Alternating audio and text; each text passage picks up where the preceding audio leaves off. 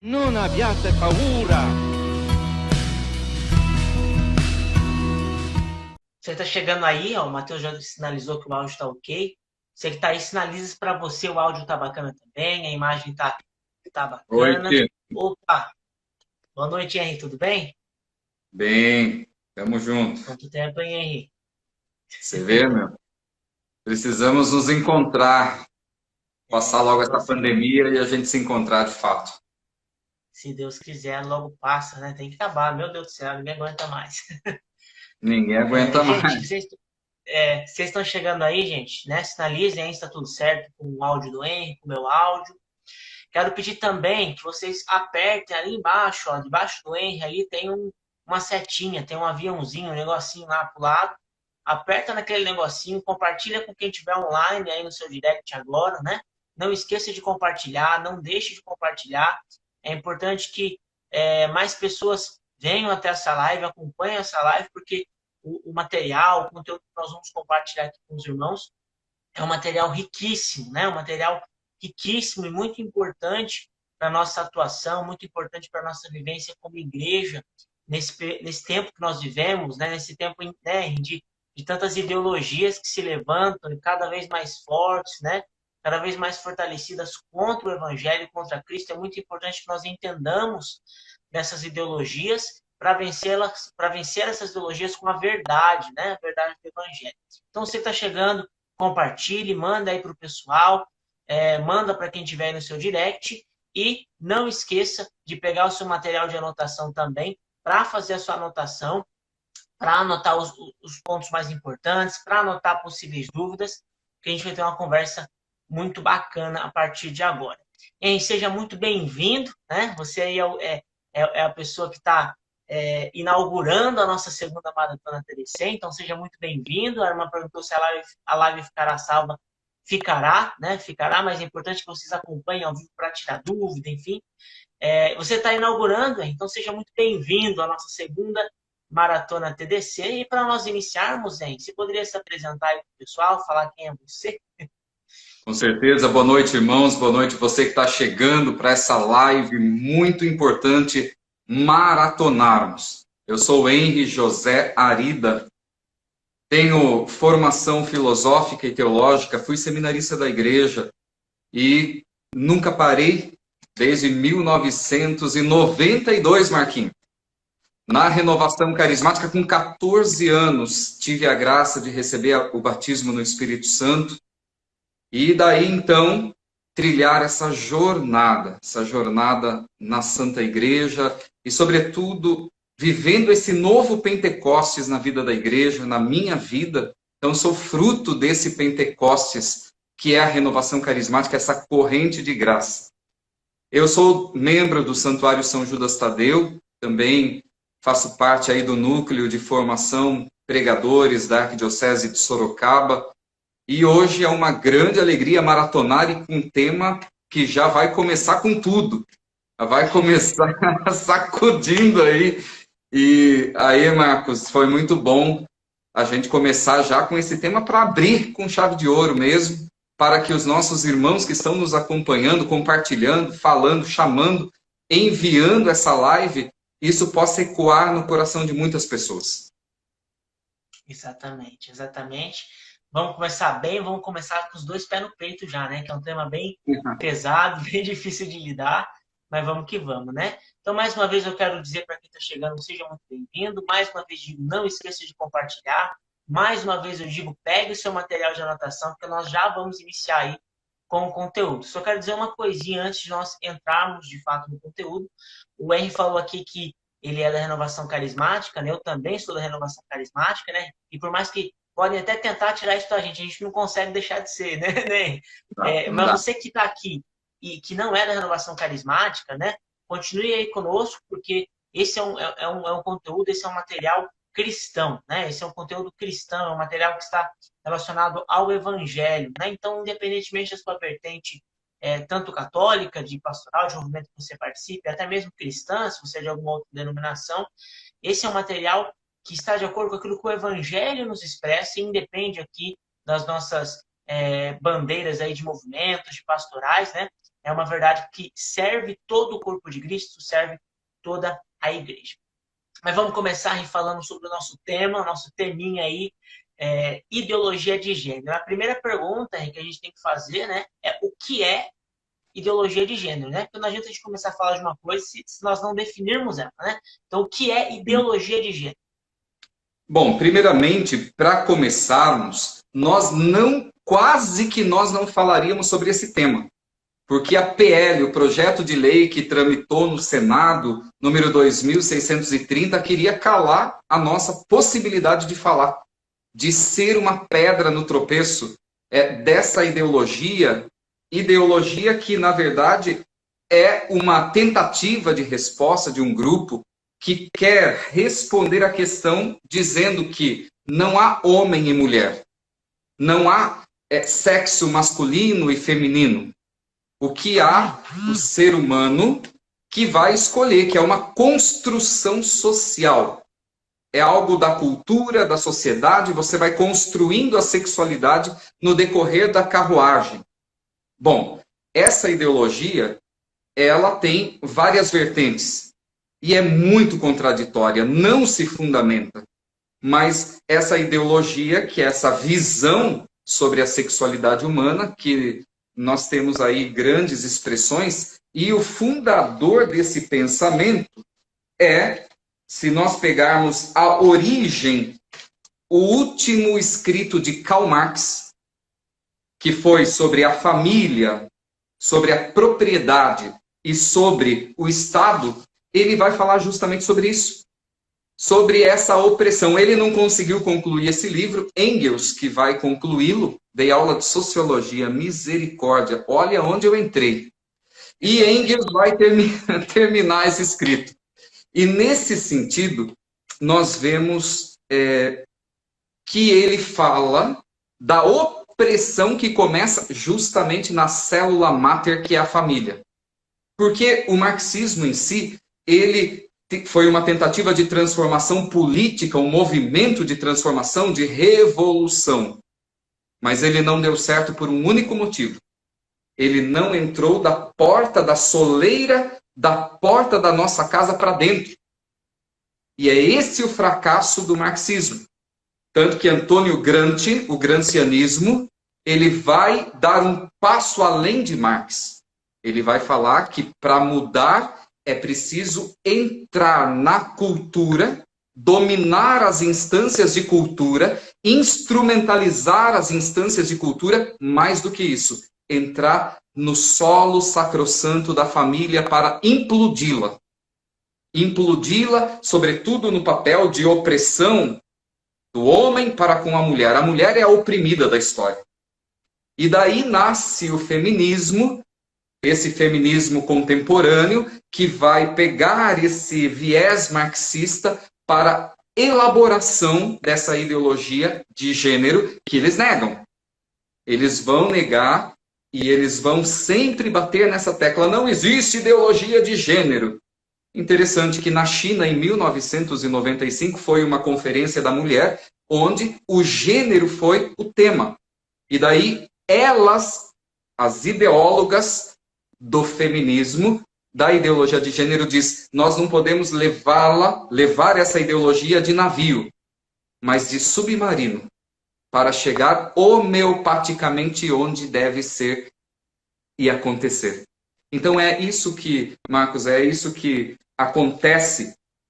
É um movimento ideológico que vem para realmente, essa é a palavra, eu não vou florear aqui, nem você, a gente vai falar direto e reto, tem aí psicólogas, tem pessoas, eu estou fazendo psicopedagogia, uma pós-graduação, eu sou formado em filosofia e em teologia, fiz psicologia pastoral no seminário um tempo, mas eu estou fazendo psicopedagogia clínica institucional para entender mais do ser humano.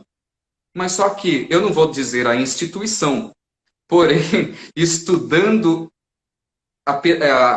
esse curso, eles só falam nas aulas de gênero. Então, eu não sou contra falar do tema. Eu não sou contra. Nós temos que falar de tudo e conhecer tudo, até mesmo para dialogar e refutar. Porém, há uma instrumentalização que só rezam nessa cartilha. E esse que é o problema, essa ditadura de não ver o outro lado. E esse outro lado nós estamos fazendo aqui nessa live. E nós não vamos calar. E isso querem tirar de nós a liberdade de expressão. Porque nem nesse curso de psicopedagogia nós não temos liberdade. Eu pedi para o curso, para o tutor, que colocasse a outra visão, porque a outra visão me interessava. Ele falou, não, não tem outra visão, é essa visão. Bom, então é isso, Marcos, é isso.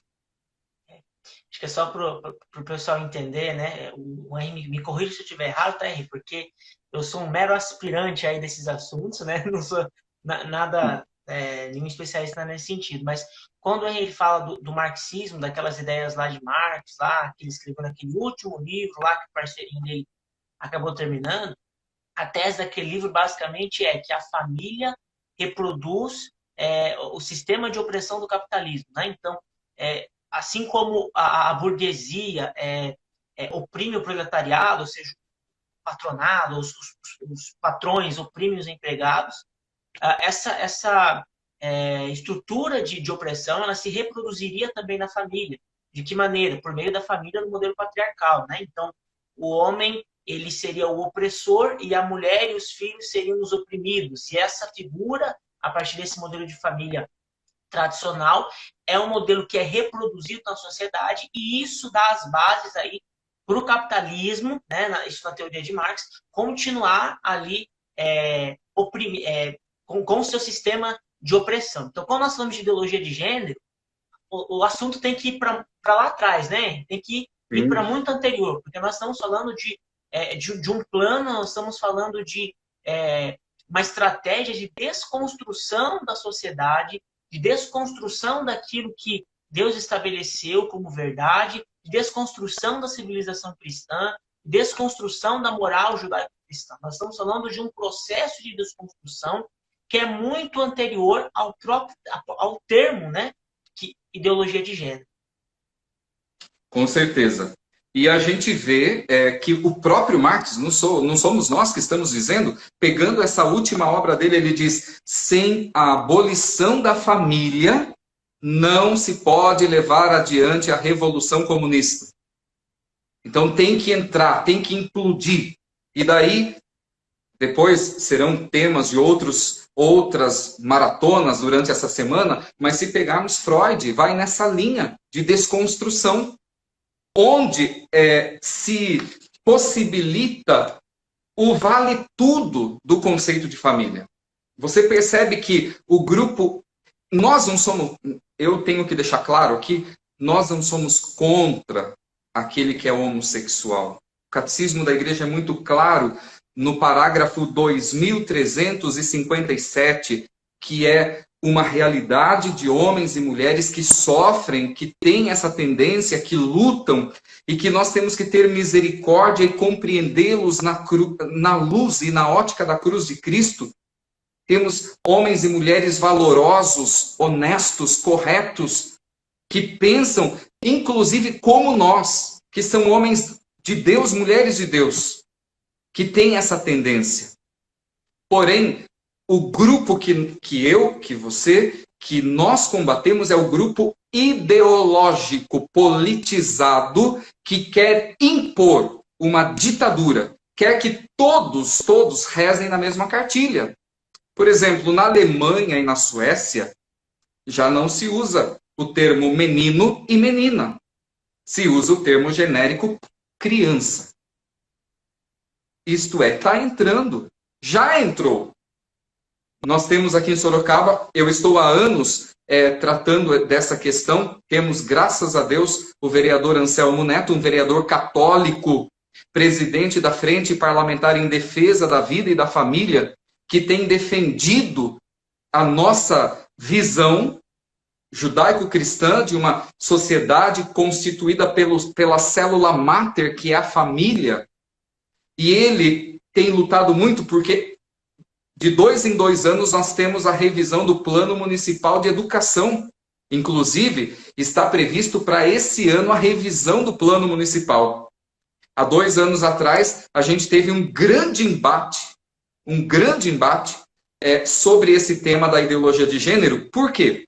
O PNE, o Plano Nacional de Educação, não, sobretudo a ala de esquerda, não conseguiu aprová-lo em âmbito nacional. Só que nós achamos que ganhamos a guerra. Não, não ganhamos a guerra. Porque daí eles foram descendo o plano estadual e chegou no plano municipal de educação, a base de tudo, no município. E foi tratado desse tema. Eu lembro que na última ou penúltima, Dom Eduardo Benes, que era o arcebispo, antes de Dom Júlio Acamini, ele falou, discursou, e os pastores evangélicos cederam o tempo para que o arcebispo representasse a mesa e os representasse, e ali nós vimos uma covardia de feministas ali, que não quiseram dialogar, não quiseram debater, não quiseram dialogar sobre o que é, o que não é, o que podemos fazer, mas fomos incompreendidos. Porém, tudo isso eu digo porque essa dialética marxista que é esse choque. Então não há diálogo. Eles não querem dialogar conosco. Mas eu vou colocar aqui, Marcos, eu quero que você acrescente, só pedir que eu paro aqui. Mas eu coloquei alguns pontos que é fundamental para a compreensão, que é algumas questões. Por que não podemos admitir e aceitar a ideologia de gênero? Que essa tentativa de dizer que não há homem e mulher, que não há menino e menina. Primeiro, é contra a razão, a experiência e é contra a ciência. Porque há um ser biológico diferente do outro. Há uma anatomia totalmente diferente uma da outra. Há constituição diferente uma da outra. A ontologia. Não tem como, isso é racional, é uso da razão, da identidade. A ideologia de gênero rouba a identidade da pessoa humana. E nós, como cristãos, não precisamos nem argumentar com argumentos cristãos para isso. Só com argumentos filosóficos, com argumentos antropológicos, biológicos, que nós chegamos a uma resposta plausível. Macho, fêmea, a ordem cromossômica é diferente, XX, XY. Há uma estrutura que nós não podemos negar. E nessa questão, há essa diferença. E os grupos, eles querem negar isso, que é fundamental. A Constituição Federal diz que a célula-mãe é a família. A célula-mãe. E é isso que eles querem mudar. Eles querem mudar e relativizar o conceito de família. Eles dizem que não querem destruir a família. Interessante isso. Eles dizem que não querem. Porque, onde se viu, nós só queremos ampliar o conceito de família. O vale tudo. Tanto que, interessante, Marcos, aí para nossa reflexão.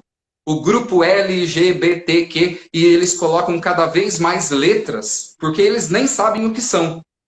Aí eu pergunto, eles se contradizem, porque eles estavam lutando até pouco tempo para dizer que se nasce homossexual. Agora a ideologia de gênero diz que não. Diz que é uma construção social, por isso ninguém nasce. Você vê como é conflitante e é contraditória a visão.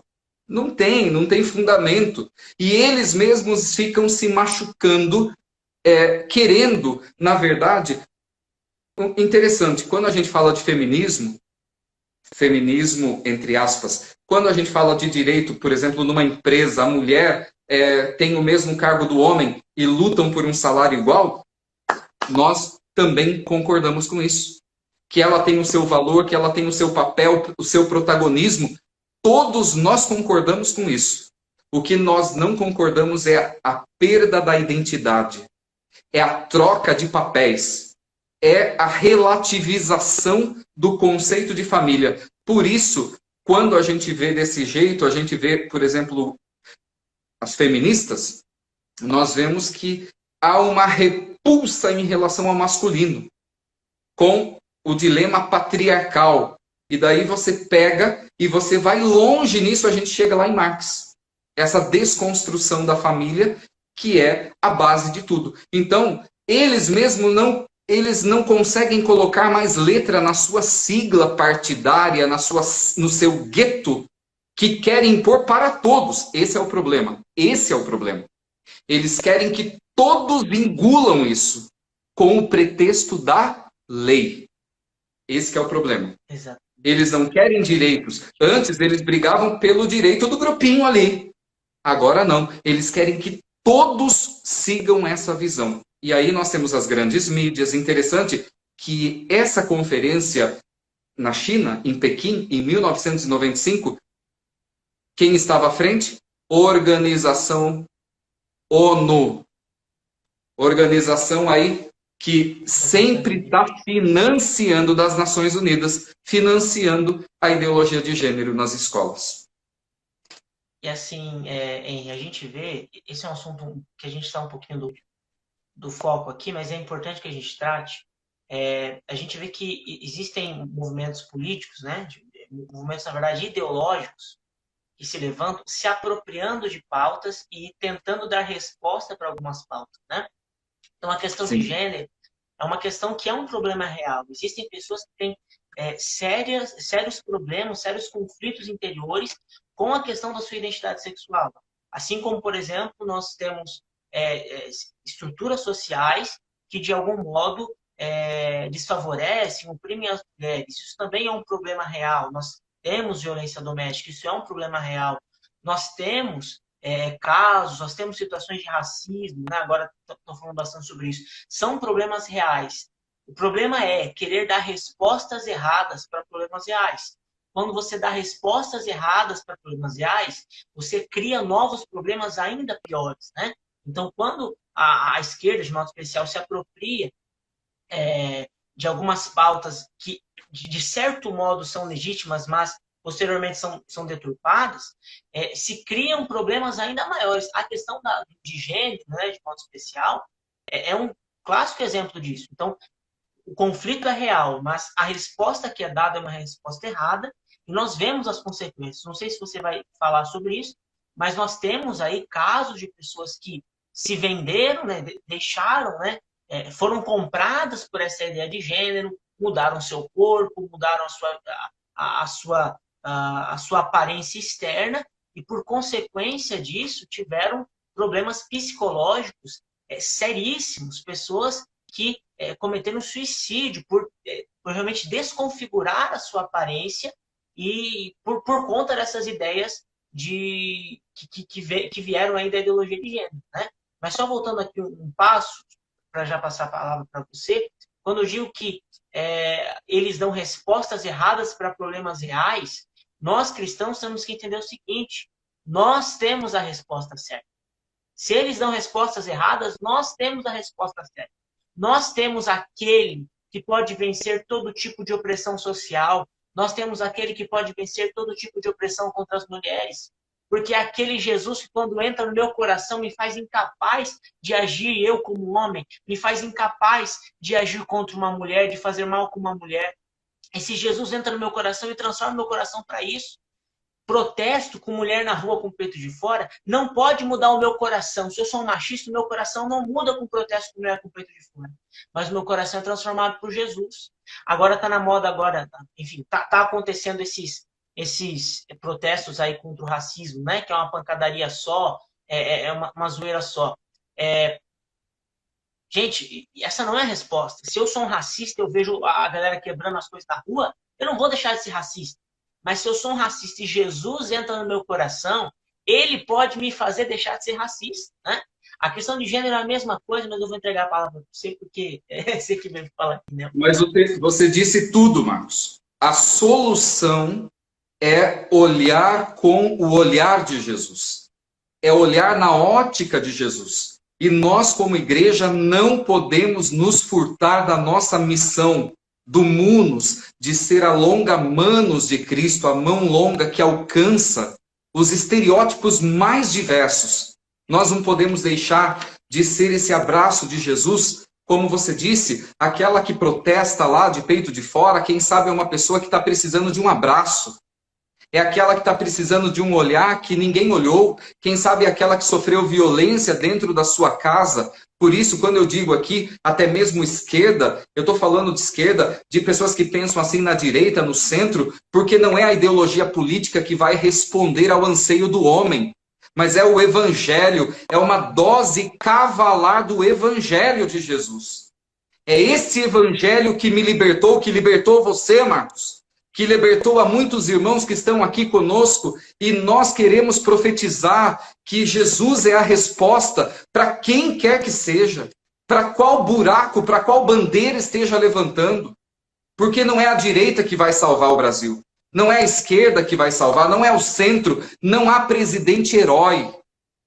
Nós temos um único Salvador, e esse pode entrar aí, na ferida, tocar nas injustiças sociais, tocar nessa ruptura social que nós estamos vivendo no Brasil, mas aí uma igreja consciente, uma igreja que olha para o ser humano na sua integralidade, uma igreja que prega, que há 2000 anos prega isso, que prega isso. O ser humano é pregar, como dizia o Papa Paulo VI, é anunciar o evangelho a todo homem e ao homem todo, na sua complexidade, no seu mistério. E quando nós olhamos para Jesus, nós conhecemos melhor o divino, mas nós conhecemos a profundidade do humano.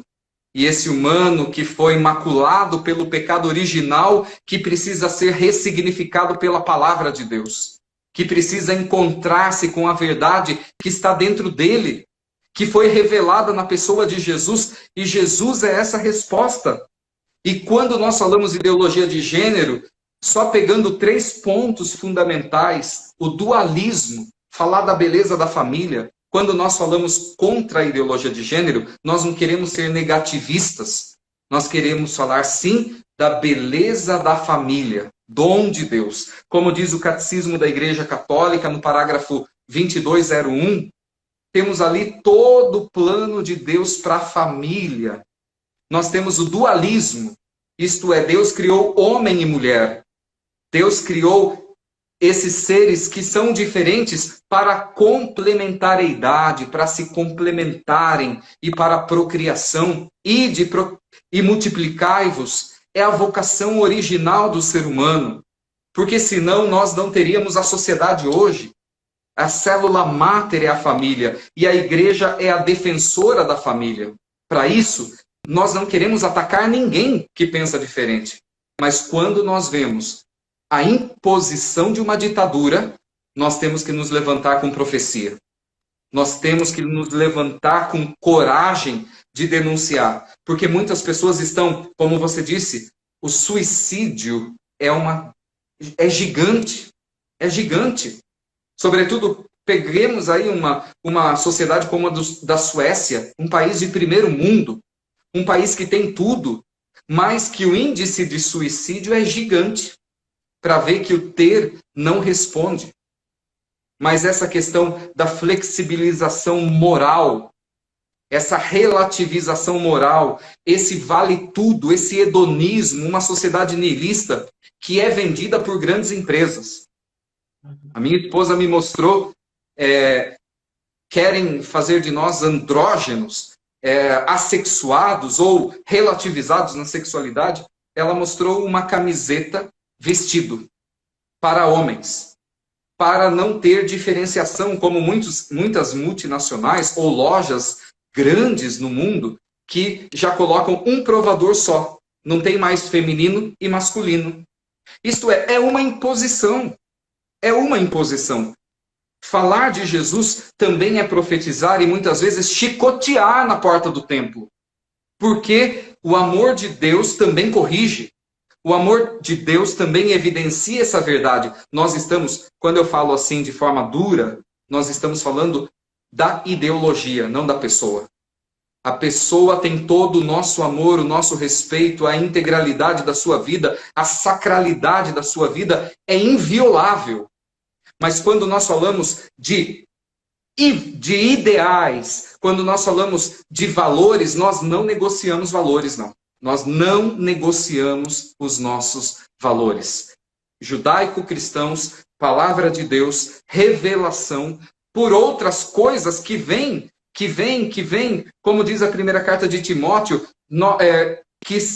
aqueles que são suscetíveis a novidades, a ideologias novas, que se deixam levar pelo canto da sereia.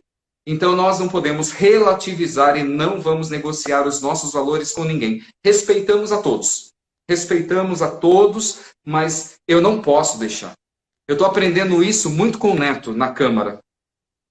Ele tem sido um defensor da vida, ele tem sido uma pessoa que tem defendido com brilhantismo essas questões.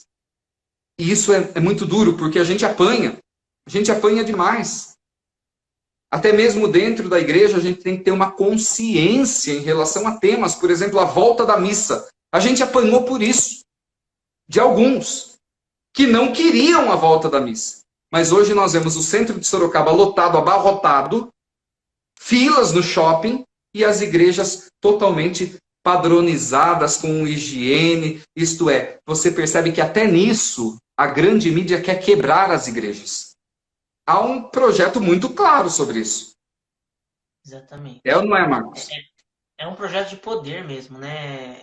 Porque a própria questão de gênero, a questão do aborto, todas essas questões que de algum modo contrariam a nossa fé, elas não nascem de maneira orgânica, né? O cristianismo, ele nunca recebeu patrocínio, né? Nunca apareceu nenhum hippie e falou, pô, vou dar dinheiro para esses caras aqui para ver se essa religião cresce. Não, nós crescemos pelo poder de Deus, nós crescemos debaixo do poder de Deus, né? Mas essas questões que nós estamos discutindo aqui são questões patrocinadas. Existem pessoas que dão dinheiro para essas questões se propagarem. Existem metacapitalistas, né? No mundo, esses ricões aí dão dinheiro para movimentos sociais empurrarem goela abaixo questões que contrariam a civilização cristã, contrariam a civilização ocidental, patrocinam realmente movimentos sociais para colocar aborto, a ideologia de gênero, o casamento igualitário, enfim, tantas as outras questões que nós já até citamos aqui.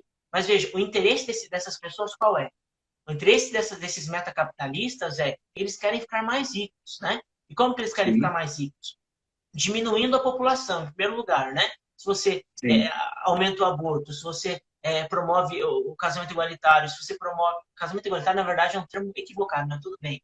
Se você promove o casamento entre homossexuais, a questão de gênero, você diminui a população, porque, obviamente, os nascimentos diminuem, né? Você promove a eutanásia, né? Que é uma questão que também a gente precisa considerar, né? Se você promove tudo isso, você promove uma diminuição populacional e, portanto, uma quantidade menor de pessoas é mais fácil de você dominar, de você destruir uma cultura, de você se impor sobre uma cultura, né? Esse é um ponto. O segundo ponto é realmente, o objetivo é manipular as mentes, o objetivo realmente é controlar as mentes. Então, eles patrocinam esses movimentos sociais para que haja ali uma uniformidade de pensamento, como você já citou aqui, ou seja, todo mundo pensando igualzinho, todo mundo pensando ali naquela caixinha e nada de pensamento livre, né? E a gente tem visto, inclusive, casos assim, mas isso é um outro mas ponto. Mas você percebe. Por exemplo, a indústria da morte que tenta por todos os lados quer se implantar no Brasil com o revestimento, com a roupagem da lei, passar e ser aprovado num Congresso, num Senado, ser sancionado por um presidente, para instituir a cultura de morte legalizada no Brasil. É claro que multinacionais estão ganhando e querem lucrar milhões aqui. Querem lucrar milhões, querem colocar o aborto no SUS. Eu pergunto, o SUS consegue tratar as pessoas do nosso país? Não.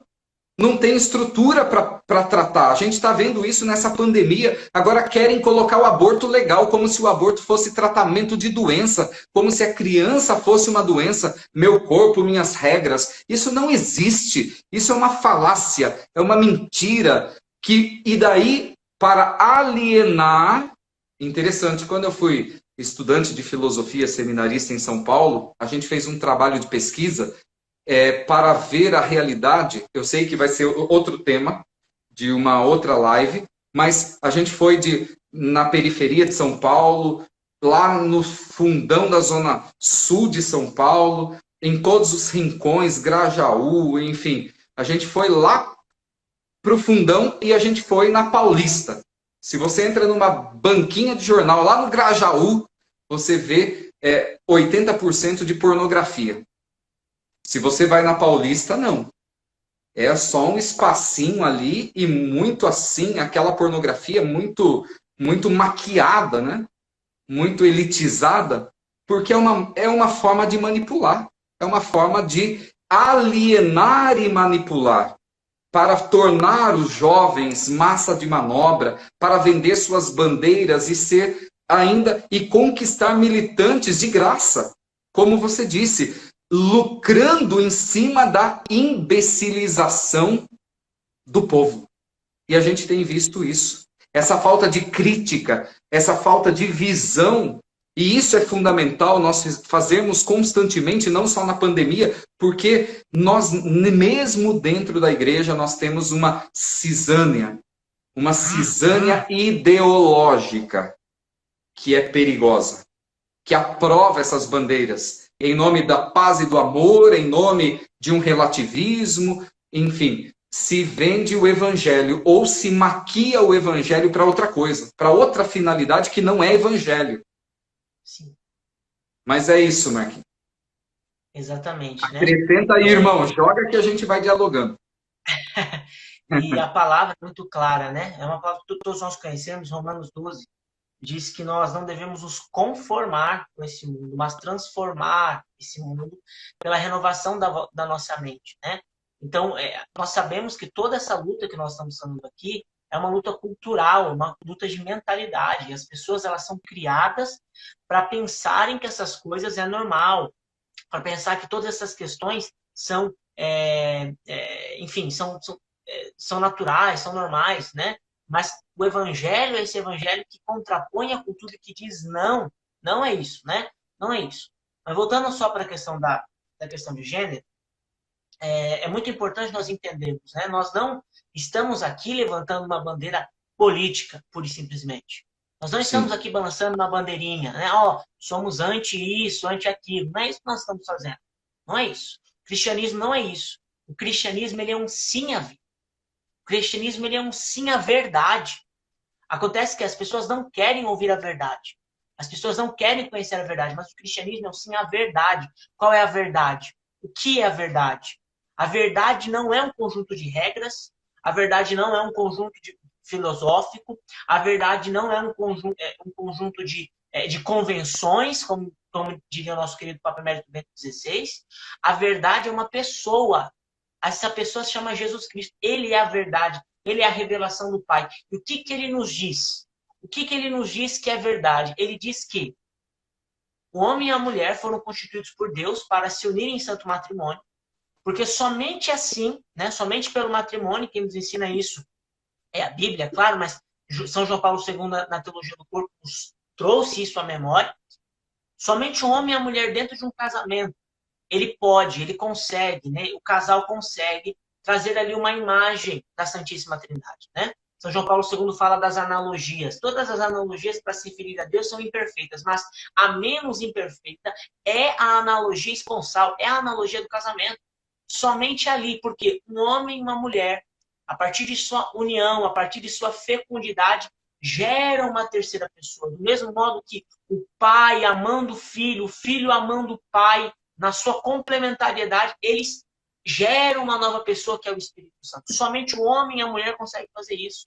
Infelizmente, né, duas pessoas do mesmo sexo não conseguem fazer isso. Não conseguem porque não existe complementariedade. Só existe comunhão onde existe diferença.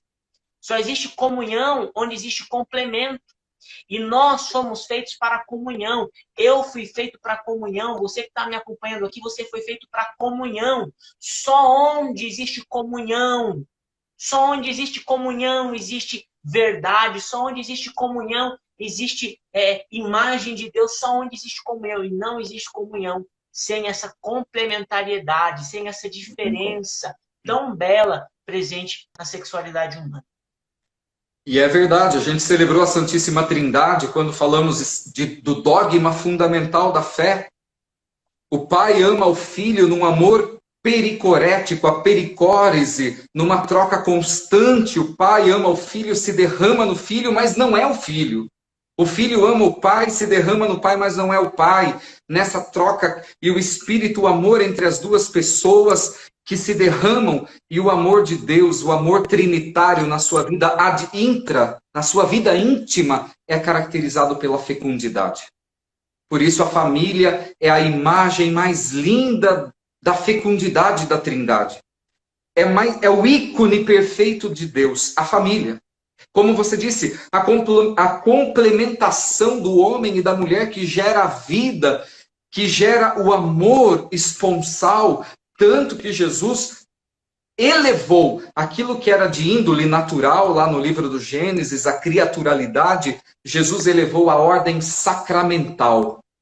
Não é mais o homem que deixará seu pai e sua mãe e unirá a sua mulher apenas, mas agora o que Deus uniu, o homem não separa. Então Jesus colocou na ordem sacramental o matrimônio. E esse matrimônio, como diz o Catecismo da Igreja Católica, é a célula máter, é a célula principal, é a família, que é dom de Deus, a imagem da Trindade, e se caracteriza por essa entrega total. Tanto que lá a teologia paulina fala da Igreja e de Cristo, a esposa, essa união de Cristo à sua esposa, Cristo cabeça, o corpo é a igreja, essa dimensão eclesiológica do matrimônio, daria para ficar a noite inteira falando sobre isso, mas, glória a Deus, essa conversa que não pode ser negativista nem para bater em ninguém, mas para falar que o ser humano tem jeito, que o ser humano precisa descobrir-se como imagem e semelhança de Deus. Quem sabe foi deturpada essa imagem e semelhança de Deus em nós pelo pecado, pela desordem, pelo caos, pelo niilismo, pelo hedonismo, que aí fora estão querendo erotizar as crianças, gerar aborto. E dentro da ideologia de gênero nós vamos ter em breve, muito em breve, já foi uma tentativa em uma novela de uma emissora, não vou dar nomes aqui, mas todo mundo sabe, que tentou falar do incesto. Relações entre pais e filhos, irmão e irmã. Já colocaram homeopaticamente, viram que não agradou, porque a sociedade é tradicional e é cristã, tiraram. Daqui a pouco eles colocam de novo, daqui a pouco eles vão lá, porque eles são filhos das trevas e são astutos. E Jesus diz que nós temos que ser mais astutos do que os filhos das trevas. Por isso eu convido a cada irmão, eu aproveito, Marcos, para estender a mão, para que nós cristãos sejamos sal e luz, para que nós tenhamos uma posição, para que militemos, não levantando bandeirinha ideológica partidária, mas que nós levantemos realmente do nosso sofá interior, do nosso marasmo, da nossa tibieza, para dar a cara de cristão e falar, nós somos a favor da vida, da família, do matrimônio, porque Nossa Senhora em Fátima, está aqui a imagem de Nossa Senhora de Fátima, ela falou que o último campo de batalha seria contra o matrimônio e a família. E estamos vivendo esse tempo. Estamos vivendo essa realidade. E ela está entrando em nossas casas, pela televisão, pelas mídias, ela está homeopaticamente formando as crianças. Por isso, pais, mães, vocês são responsáveis, isso é fundamental, não posso esquecer. Vocês são os educadores. Não terceiriza para o Estado te educar seus filhos. Porque o Estado, se você entregar para o Estado educar os seus filhos, você está vivendo o marxismo cultural, é isso que eles querem. Daqui a pouco você não reconhece o filho que você tem dentro da sua casa. E em nome de Jesus, comece a ser pai e mãe. Se isso está fugindo das suas mãos, volta para o dom de Deus, para a paternidade, para a maternidade, para tomar as rédeas e dizer, eu sou o educador da igreja doméstica que é a minha casa. A sacralidade dos seus filhos, quando a gente terceiriza, a gente tem que acompanhar os filhos, a gente tem que ver essa realidade porque estão doutrinando. Logo, nós não teremos controle. Nós não teremos controle. Por isso que a verdade da palavra de Deus nos liberte, nos tire da tibieza e nos coloque como militantes para defender os valores que nós temos, que é a sacralidade da família. E é importante, né, que essa militância seja uma militância cristã, né? Ou seja, seja uma militância fiel a Cristo. Porque o que acontece? Quando um cristão se posiciona, ele quer fazer algo no sentido político mesmo, os dois lados vêm querer pegar o cristão para si. Então, o cristão ele sai lá fora, o cristão cuida do pobre. A esquerda chega e fala, vem cá, já que você cuida do pobre, a gente também cuida, né? Não cuida nada, mas tudo bem. Vem cá, a gente também cuida. Nosso papel é dizer, não, essa esquerda aí que apoia o aborto, essa esquerda aí que apoia o casamento homossexual, essa esquerda que aprova a questão de gênero, essa esquerda. Aí algumas pessoas vão dizer assim, então você não é da esquerda? Vem cá para o nosso lado, vem cá para o nosso ladinho, para o ladinho da direita. O nosso papel profético é dizer, não, essa direita aí liberal que apoia a esterilização, não é com a gente. Exatamente. Essa direita liberal aí que prega um Estado laicista, não é com a gente, não. O nosso papel, né, irmãos? Isso é importante. Essa direita aí que apoia, né, que apoia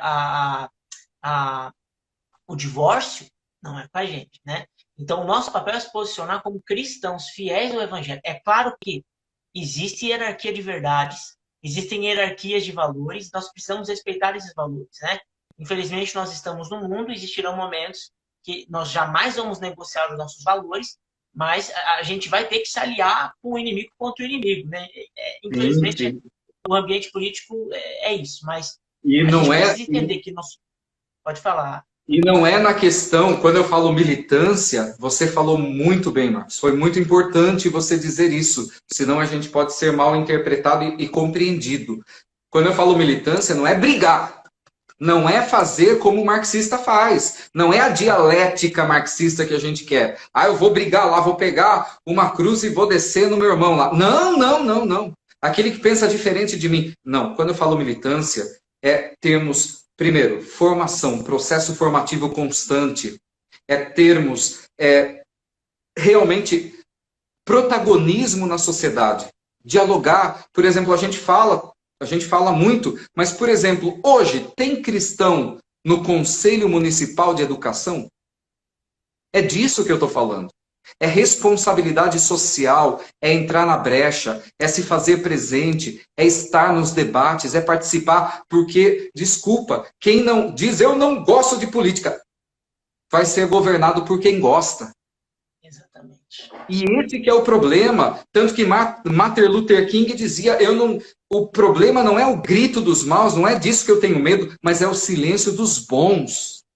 Se nós ficarmos na letargia, paralisados, querendo só milagre do céu, olhando para o céu, Jesus já disse, o que vocês estão olhando para o céu?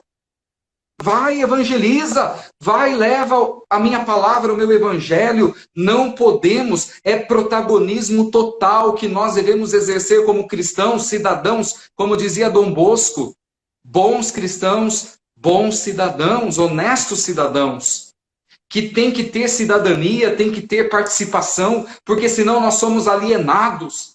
Uma igreja que fica olhando para cima é uma igreja desequilibrada. Porque a eclesiologia diz que nós temos que olhar para cima com os pés fincados na terra, é a dimensão vertical e horizontal da cruz, é amar a Deus sobre todas as coisas e o irmão. Mas como que eu vou amar o meu irmão se no meu posto de saúde não tem medicamento e eu não faço nada? Como que eu vou amar a quem... Na igreja é fácil amar. Agora, quando uma realidade que me chama para a missão, para colocar a mão na ferida histórica do meu irmão, eu não faço nada. Então, que nós pensemos nisso, reflitamos que o evangelho tem que ser uma vivência, tem que nos converter na atitude de cada dia, tem que nos cristianizar, nos tornar outro Cristo, para que nós possamos, sim, não brigando, não confrontando, não. Nós podemos amar quem pensa diferente de nós. Nós devemos respeitar quem pensa diferente de nós. Vamos parar de brigar nas redes sociais, vamos parar de afrontas, vamos parar de ataques. Claro, responder a fé a um ataque mentiroso é uma coisa, mas responder com propriedade, com argumentos, sem agredir ninguém, sem ser fake news também. Acho que o respeito à fé, respeito e fidelidade à palavra de Deus deve nortear a nossa ação. Onde quer que ele seja, onde quer que nós estejamos, em qual campo estejamos. Então eu penso assim, Marcos, que você falou muito bem dessa questão, que não é levantar bandeirinha partidária, bandeirinha desse gueto ou daquele, ou proporcionar briga. Não é isso. Mas é ser sal e luz lá para amar os irmãos e amar quem pensa diferente de nós. E eu quero incomodar aqui os irmãos no seguinte sentido. Nós precisamos ministrar o evangelho sobre a cultura. E nós não vamos ministrar o evangelho em silêncio. A gente vê cada absurdo que está acontecendo aí no Brasil, hoje, agora. Tem acontecido tanta coisa absurda. E a igreja, os cristãos, têm ficado em silêncio. Né? Infelizmente, melhor não falar o que eu disse aqui, mas os cristãos, eles estão em silêncio. Os cristãos, eles estão quietos. Nós precisamos levantar a nossa mão e dizer, ei, nós temos voz nessa sociedade. Nós também temos o direito de falar. Nós também temos o direito de dar a nossa opinião. Nós também somos cidadãos aqui. Nós também podemos manifestar a nossa opinião. E essa opinião precisa ser embasada no Evangelho.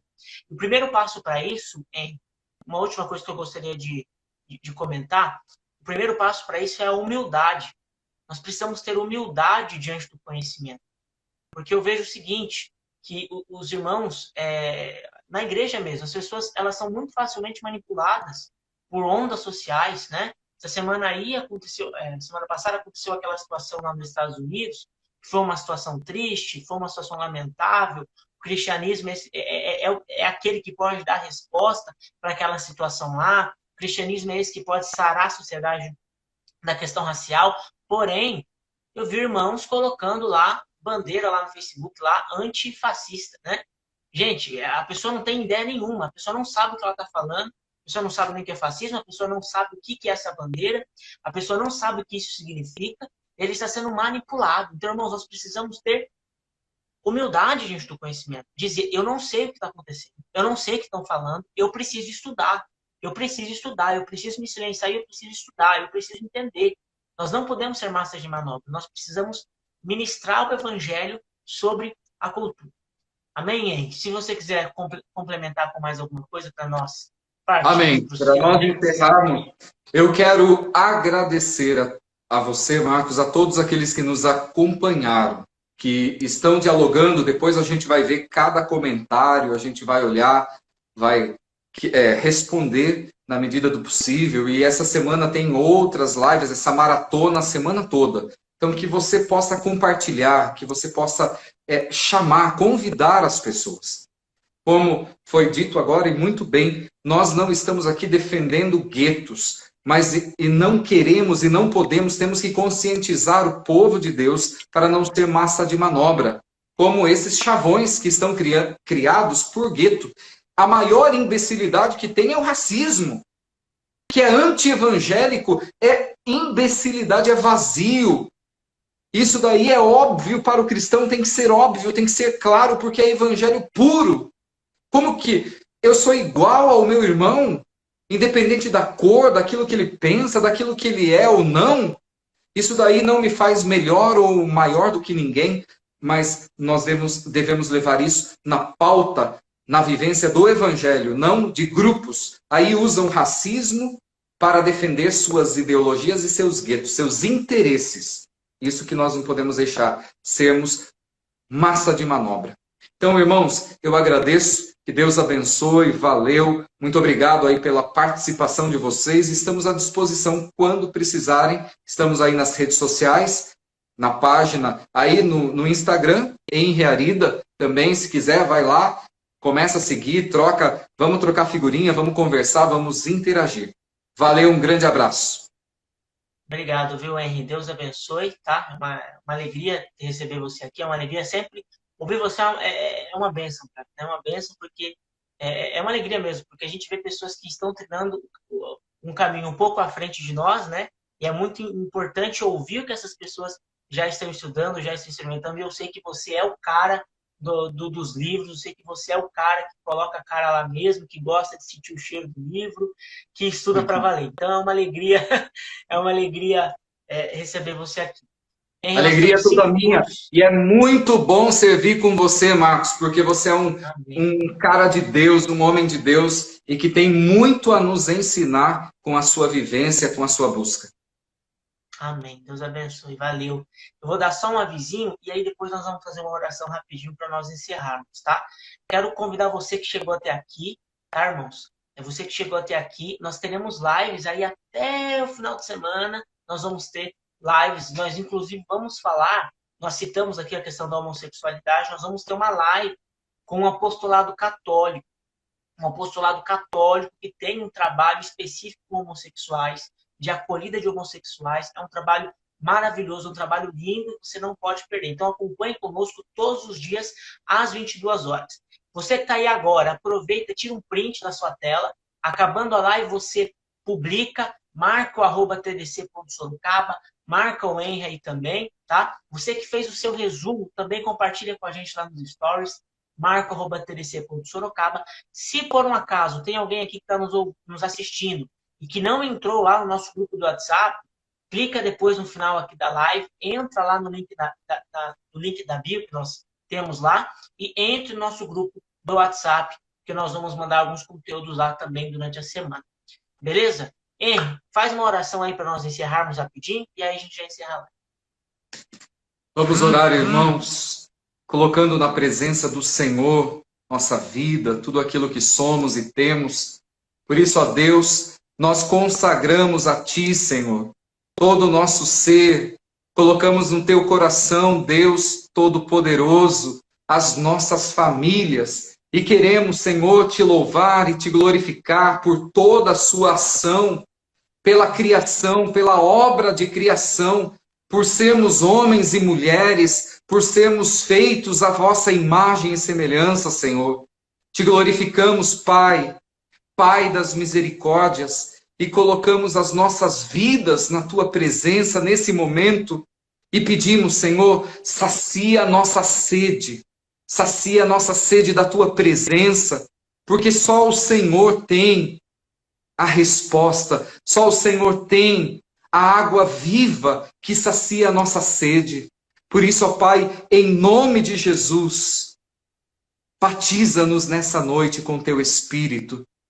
Ó Pai, queremos viver a intimidade, queremos ser adoradores com excelência, queremos viver mergulhados, ó Pai, no Teu coração, por Vosso Filho Jesus, na unção do Espírito Santo, nós pedimos, Senhor, dá-nos essa intimidade para sermos sal e luz, para sermos profetas, para sermos tudo aquilo que partilhamos, uma igreja trinitária, uma igreja de comunhão, uma igreja repleta dos teus carismas, uma igreja que ama como o Senhor ama, uma igreja caracterizada por um ato de kenosis, de esvaziar-se de todo orgulho, Pai. Por isso quebra o nosso coração de toda idolatria, de todo orgulho, de toda soberba, e nos faz hoje, como vosso Filho, mansos e humildes de coração. Muito obrigado, Pai. Te agradecemos em nome de Jesus. Amém. Amém. Deus abençoe, Henry. Até a próxima, viu? Obrigado, pessoal. Valeu. Amanhã tem mais.